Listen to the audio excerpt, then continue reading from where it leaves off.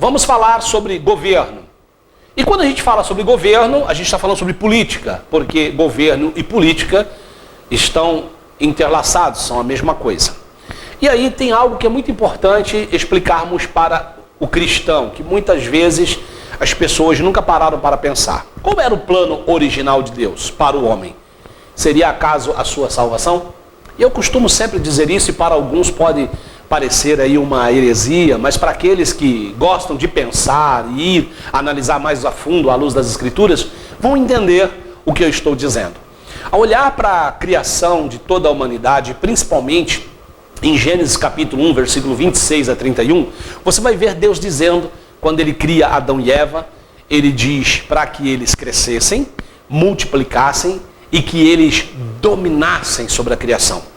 Dominar aqui é governar, estabelecer pleno e total controle. Eu não consigo crer que Deus fez o homem para cair. Eu, particularmente, não creio que Deus projetou o homem para a queda, para o pecado, para a desonra. Olhando a trajetória humana, a gente percebe que, infelizmente, a queda provocou todo o mal que a sociedade vive hoje e sofre em consequência desse mal causado pela queda. Mas, ao olharmos para a criação, nós percebemos que Deus cria o homem para dominar, para que ele governasse sobre toda a criação, fosse um mordomo da criação e exercesse pleno governo sobre tudo. A queda, na realidade, ela destituiu o homem da posição de governo pleno. Quero que você entenda bem o que eu quero dizer. Governo pleno, porque a partir do momento que o homem cedeu à queda, ele passou a enfrentar a oposição do mal. Você lê em Gênesis 3,17, quando Deus diz para Adão, maldita é a terra por tua causa. A terra passou a sofrer maldições e passou a ter influência e domínio do mal a partir do momento da queda de Adão e Eva. Antes disso, não. Antes disso, o Éden era o paraíso projetado, idealizado por Deus. Era o plano original de Deus. Então, se eu olhar para a criação, eu vou perceber que até ali não havia plano para a salvação. A promessa do envio do Messias é depois. Tanto que quando Deus sentencia tanto o homem quanto a mulher, inclusive a serpente, ele diz para a serpente, da semente da mulher, nascerá um que pisará a sua cabeça, ok? Mas até ali não. Até ali Deus tinha mandado o homem governar, o homem dominar sobre toda a criação. Mas a desobediência abriu precedente, deu legalidade. O que é legalidade? É direito adquirido. Então o diabo adquiriu um direito de agir sobre a terra, porque o homem lhe deu domínio, o homem lhe deu poder, lhe deu acesso. E a partir disso, o mal passou a imperar no mundo, passou a gerir o mundo. Lá em 1 João, capítulo 5, versículo 19, João escreveu, o mundo jaz no maligno. Esse texto se refere à realidade atual que o mundo está passando, o momento que nós vivemos. O mundo está sob domínio do mal. Como assim? Você vai ver a cultura impregnada com a maldade, você vai ver os meios sociais, a família influenciada, os poderes influenciados. Nós vemos inclusive a política influenciada pelo mal. Mas o plano original de Deus não era esse. O plano original de Deus era que o homem governasse em justiça, que o homem exercesse pleno domínio sobre toda a criação, exercendo um poder que ele deu, uma atribuição de função, de autoridade que o próprio Deus deu. Agora, como é que o maligno está exercendo esse domínio? Ele corrompe a criatura, ele corrompe a criação, separando-a de Deus e da sua vontade, fazendo com que ela perca seus valores, fazendo com que ela perca a sua identidade, os princípios divinos com os quais ela havia sido projetada e criada, e vai submetendo toda a criação a uma deturpação de sua natureza criada. Então você vê que tudo foi perdendo a sua forma natural com que foi criada. Principalmente nós vamos ver a palavra de Deus dizendo em Gênesis capítulo 6, que houve um corrompimento de toda a criação, a ponto de Deus se propor a destruir tudo que ele havia criado. Mas eu quero, antes de caminhar um pouquinho mais adiante com esse assunto, eu quero chamar sua atenção, por exemplo, para aquilo que está em Mateus capítulo 4, quando Jesus é tentado por Satanás. Quem é Jesus na história da humanidade? Ele é o Salvador, ele é o Messias, o Filho de Deus, que veio para redimir o homem de todo o seu pecado, aplicar e exercer a justiça de Deus no mundo e assim justificar o homem e restituir o homem na posição de filho, dar acesso a Deus novamente, garantindo aí a eternidade para o qual o homem foi criado, ok? Isso todo mundo sabe. Só que o que muita gente às vezes desconsidera é que ele representa na Bíblia o segundo Adão. Adão foi tentado no paraíso, vencido no paraíso, cedeu no paraíso.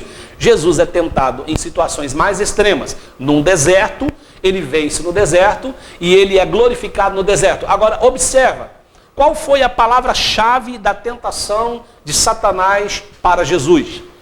Veja, ele disse o seguinte: se prostrado me adorares, eu te entregarei o domínio de todos os reinos do mundo. Presta atenção. O diabo estava fazendo uma proposta para Jesus de facilitar o processo. Jesus ele ia restabelecer o domínio de forma, como eu posso te dizer, espiritual, né? Todo o controle sobre as suas mãos, através do quê? Do seu sacrifício na cruz, né? Pisando na cabeça da serpente, vencendo aquele ou aquela que havia lá no Éden, tomado da mão de Adão, o domínio. Ok? E aí ele oferece para Jesus, olha, tem um caminho mais fácil, eu te dou o domínio de todos os reinos do mundo, se prostrado você me adorar. Aí Jesus lhe disse lá em Mateus capítulo 4, somente ao Senhor teu Deus adorarás e somente a Ele servirás. A serpente sabia de forma clara, né, qual era o seu objetivo ao tentar Adão e Eva, levá-los a desobedecer a Deus e assim corromper a criação e o mal imperar na terra, exercer domínio. Aí em Mateus capítulo 4, versículo 8 e 11, Jesus sabia que ele precisava vencer a tentação e ali ir até a cruz, não aceitar a barganha com Satanás, não fazer negócio com o diabo e assim pisar na cabeça da serpente, vencer no Calvário e restabelecer o domínio. Quando a gente fala de o reino de Deus na terra, nós temos que entender que existe uma questão espiritual envolvida. Tanto que Jesus na cruz, ao gritar está consumado, você sabe tudo o que aconteceu, ele cumpre a sua obra, mas antes de ser ascenso ao céu, em Mateus, ele diz no capítulo de número 27 ou 28, me perdoa aqui se a memória falha, ele disse o seguinte: todo poder é-me dado nos céus e na terra. Agora a situação inverteu, Jesus recuperou, mas o homem perdeu esse domínio. E agora?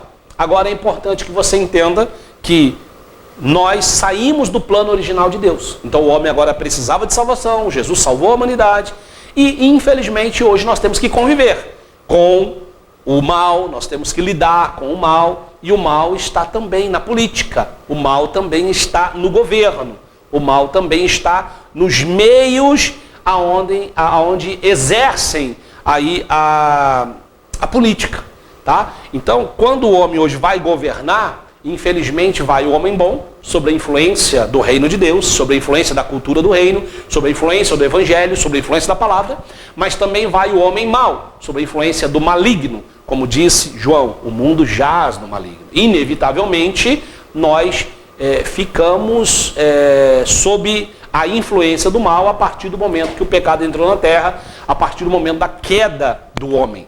E, inevitavelmente, aqueles que exercem função de governo, que estão na atribuição de governo, não estão isentos a isso, eles também sofrem essa influência. Então aí começa uma outra discussão.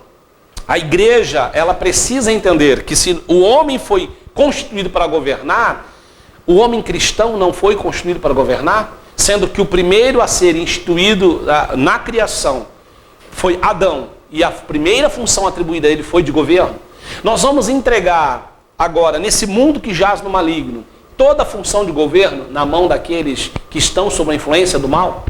Então, cabe a nós pararmos, observarmos e entendermos melhor essa questão e sabermos lidar com este assunto no nosso tempo.